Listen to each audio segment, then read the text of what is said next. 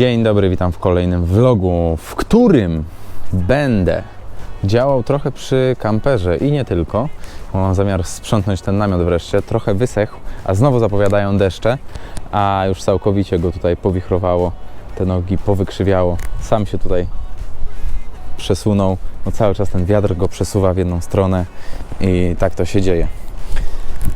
A ja będę dzisiaj działał przy busie. Byłem ostatnio też u Patryka w warsztacie. Wymieniłem sobie oleje, filtry i inne rzeczy. Jeszcze został mi do wymiany filtr kabinowy. I zamówiłem sobie też wycieraczki na szybę, bo te już mi tak słabo zbierają, a były też wymieniane 2 lata temu, już są dosyć twarde. I przy wymianie oleju okazało się co? Że ta osłona silnika, która jest na górze, ma już dosyć wyrobione te gumy. Może gdzieś to zamówię sobie w internecie, żeby założyć. A tu w ogóle nie ma, to w ogóle wypadło. I co za tym idzie, ta osłona jest tutaj. Tutaj też mocowanie mi wypadło. To tam jest taki przewód wodny, który idzie do nagrzewnicy. I ta osłona zaczęła go przecierać po prostu. Musiałem rozciąć ten przewód. Teść mi załatwił taką wstawkę, nie wiem, 5 cm. I po prostu to połączyłem. Nie wymieniałem całego tego przewodu, no bo i po co płacić 1500 zł pewnie za kawałek gumowego przewodu, który jest po prostu zagięty w 3 miejscach. Także tak to zrobiłem. Ale co jeszcze? Nie wiem, czy ktoś to ogląda, kto oglądał to wcześniej, ale błąd mi się zapalał, ale teraz odkryłem, już wiem dlaczego. Po wymianie tych olejów i tych innych rzeczy skakiwał mi błąd i nie wiedziałem dlaczego. A już wiem dlaczego. Teraz to zauważyłem. Super. Pięta kostka, już powinno być dobrze. Ale jestem paprak. A ja się zastanawiałem, co się będzie działo z samochodem. Dlaczego te błędy wyskakują. No nieważne. Już mam naprawione kolejne parę groszy do przodu. Ale mam do wymiany turbinę, która znajduje się tutaj. Bo przy naszej pierwszej podróży do Hiszpanii zauważyłem, że samochód się przycina, po prostu odcina mu moc. Najczęściej się to zdarzało, gdy było bardzo ciepło i przy podjeździe pod górę, kiedy ten gaz był wciśnięty bardziej, samochód potrzebował więcej mocy. Przycinała się ta turbina i od początku podejrzewałem tą turbinę. Tam pokazywałem, że ruszałem takim cięgiełkiem, które jest tutaj od gruszki, tej górnej, bo tutaj jest górna gruszka. I tutaj jest gruszka mniejsza na dole. I ruszałem tym cięgiełkiem i ta turbina się odblokowywała. A okazuje się, że to chyba jest ta tutaj, ta dolna. Nie wiem, czy słychać, jak ona skrzeczy.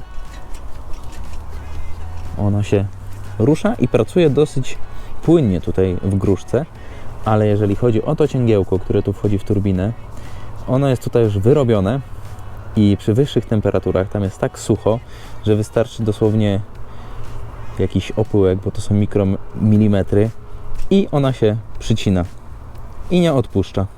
I to jest cały powód. I trzeba zamówić turbinę, która będzie kosztowała 1000 zł i ją po prostu wymienić. Ale to w najbliższych odcinkach, bo facet, który ma tą turbinę, właśnie wyjechał na urlop i wróci dopiero za parę dni, więc to w najbliższych odcinkach. A dzisiaj zamierzam wziąć się za przekładkę tych opon. Dzień dobry, Oliwio. Ej, skrzacie! Powiedz coś. Nie! Nie będę cię przybliżał. Ja z daleka wyglądam jako szołom. Jako szołom, bo jesteś w niebieskich spodniach i w czerwonej bluzie? Jest w takich kroksach czarnych. I w kroksach czarnych i w kapciach z dzwoneczkiem. Tak? Super. Znowu zaczynam żyć chyba i muszę ten namiot zwinąć, bo znowu zmoknie. W każdym razie zmieniam opony. Przykładam sobie przód na tył, a tył na przód. Logiczne. Dlaczego? Bo zaczynają mi ząbkować te opony. Co to znaczy ząbkować? Jak przejeżdżam ręką po tej oponie w ten sposób, to w jedną stronę czuję, jak ręka mi się przesuwa dosyć gładko, a w drugą stronę czuję, jak tutaj przy tych rowkach stawia mi opona opór. Bo koło do jazdy macie ustawioną zbieżność, tak? Że przednie koła są skręcone zawsze ciut do środka. To są dosłownie jakieś tam ułamki procenta, ale tak jest. To jest po to, żeby samochód zawsze Wam jechał prosto, a nie wężykował po drodze. Jak te koła obydwa są skręcone minimalnie do środka, on zawsze będzie jechał prosto. Z tyłu nie mam żadnego problemu. Opony są idealne. Swoją drogą polecam te opony, są bardzo dobre. Przede wszystkim na mokre nawierzchnie. Co tam, Ferbi? Chcesz powymieniać z panem opony? Co? Co? Niedługo też ruszamy w podróż, co? Ale ty jesteś słodziak.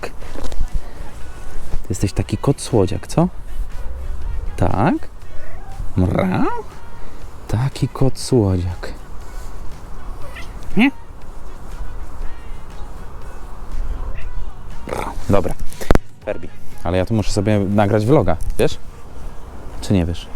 Nie wiesz. I zamierzam zamienić te opony, rzucić je naprzód, bo z tamtymi to się stało po 15 000 około kilometrów, tak plus minus, więc zamienię je i później jeszcze w razie czego będę miał możliwość, żeby zamienić je stronami, w ogóle odwrócić na felgach, ale to już przyszłość, bo nie chcę ich po prostu zniszczyć do końca, bo mają jeszcze dosyć dużo bieżnika i są bardzo, bardzo dobre. Także za to się biorę dzisiaj i może coś jeszcze, ale to wszystko wyjdzie po drodze, bo pogoda jest tak przygnębiająca, że no nic nie chce się robić, nawet mi się nie chce tego namiotu składać, ale chyba muszę go złożyć, bo niedługo będzie po namiocie.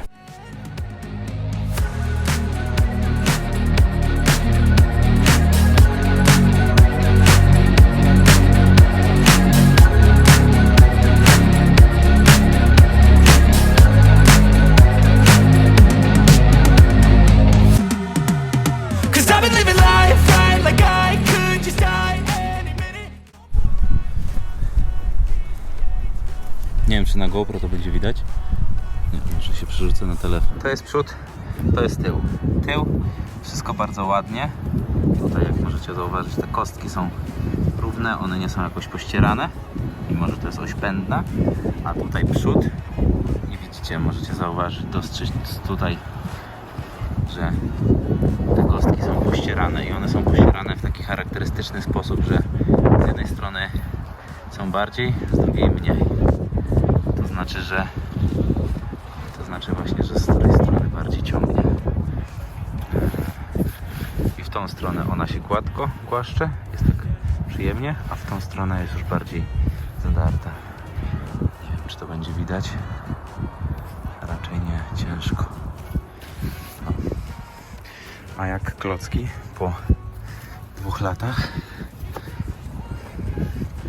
no to jeszcze są. I to dosyć. Klocki jeszcze są. Się nie bierze z najniższej półki, to elegancko. Tarcze tak samo.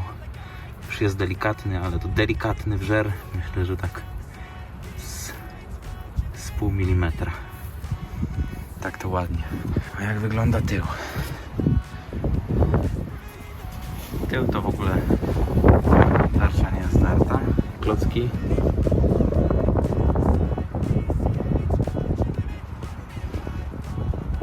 Klocki praktycznie jak nowe. Ja mam wrażenie, że ten tył w ogóle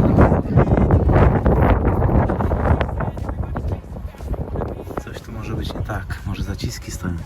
Ale to przecież tarcza by się grzała. Jakby się gotowała, robiłaby się czerwona. Samochód hamuje dosyć dobrze. Oczywiście jest tutaj problem z ręcznym, bo nie ma. Nawet facet na diagnostyczce mi powiedział, że dobra, nie zaciągaj ręcznego, bo tutaj nawet jak zrobisz ręczny, to on po prostu nie trzyma. Biorę się za skręcanie.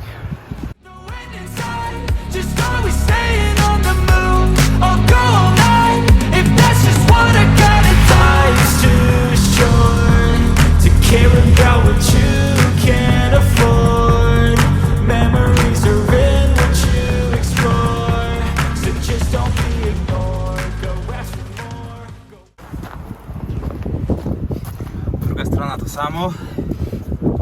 Zacisk trochę trzyma, tak jakby, ale przód klocki. Wydaje mi się porównywalne do tamtych, ale to jest strona, tak jakby, która jeździ po poboczu, więc ona zawsze po tym większym syfie, po tym piachu, po tym błocie. I tutaj ten zacisk może się zawsze trochę bardziej blokować. Jakieś syfy. Przydałaby się osłona amortyzatora, ale to już chyba razem z wymianą amortyzatorów. Tył też, kurczę, jak nowy. Coś tu mi się wydaje, że ten tył nie hamuje tak jak powinien. Tylko co tu może być tego powodem? A zaciski nie stoją, bo jak wymieniałem, to wszystko działało. Kurczę. Nie mam pojęcia. No nic, składam na razie. Tu jakieś opiłki. Co za opiłki?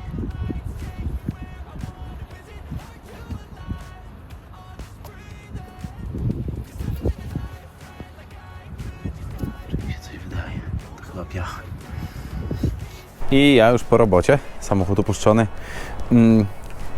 Bardzo polecam zakładać lepsze tarcze i lepsze klocki, przynajmniej w mojej opinii. Bardziej się to opłaca, mimo to, że zrobiłem na nich około tam powiedzmy 15-14 tysięcy kilometrów. Większość przejechane może po autostradach, ale też po górach, gdzie było hamowane. Na Majorce też nie jeździliśmy po jakichś tylko płaskich drogach, tylko też wjeżdżaliśmy na różne górki. Nieraz te hamulce dostawały na tyle w kości, że łapały temperaturę taką, że później po wyjściu z auta dosyć śmierdziały, a nie zużyły się tak bardzo. Także naprawdę polecam. Muszę sprawdzić, co się dzieje z tymi tylnymi zaciskami, czy one hamują, czy nie hamują. I mam na to sposób. Wezmę po prostu taki termometr i laserowy i po jakiejś trasie dłuższej dołożę do koła przez szprychę na tarczę i zobaczę, czy jest jakaś temperatura, jakaś różnica między przodem a tyłem i z tyłu, między obydwoma stronami, jak to wygląda. A na dzisiaj to tyle i do zobaczenia w następnym, mam nadzieję, ładniejszym dniu niż ten dzisiejszy. Like I could just